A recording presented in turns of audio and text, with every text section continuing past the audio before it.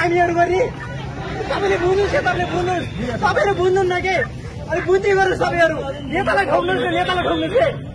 यही हो हामीहरू भाषाबाट विदेश जाउँ अब तपाईँहरू यो देशमा जन्मेर युवा सिकिन हामी सानो 1-2 बच्चादेखि भाषा पढाउनुहोस् के यस्तो गाह्रो पनि देश हुन्छ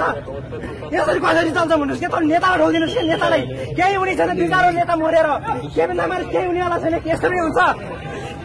ठोकिदिनुहोस् गोली ठोक्नुहोस् हामी तयार छौँ 20-22 वर्षमा युवा नै हो हामीहरू पनि यही यो देश भनेको तपाईँहरू समयमै दोल्नुहोस् कि तपाईँहरू ठिक हुनुहोस्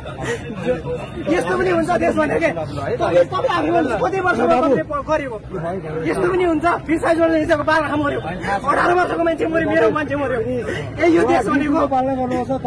तपाईँ ड्युटी गर्नुहोस् जनतालाई हान्ने काम नगर्नुहोस् नि त गोली हान्नु तपाईँले यस्तो पनि ठिक हो यो हामीहरू पनि पढा लेखा हौ हामी पनि ब्याचलर पढाइ भइसकेका मान्छे हो टेक्निकल कुरा पढाइ भइसकेका हौ हामी पनि स्किल पर्सन हो खोइ त देशमा खोइ त हामीलाई अवसर खोइ त कहाँ छ अवसर यी भाषाबाट हिँड्ने हामी यहाँ भाषाबाट हिँड्ने हो यो भाषाबाट हिँड्ने हामी हो यो भाषाबाट हिँड्ने यो भाषाबाट हिँड्ने हामी हो यही हामी हजारको हिँड्ने अब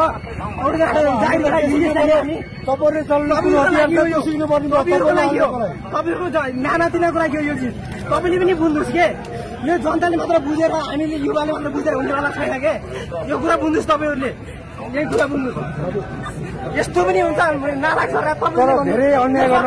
केबिलले ठिक छ केबिलको छोरी छैन त्यसलाई के थाहा छ भने के यसलाई के थाहा छ त्यो जाँडालाई छोरी छैन त्यो जाँडा नाटालाई के थाहा छ यो जाँडालाई के थाहा छ कि मोर्छ कि मार्छ आज कोही केही हुनेवाला छैन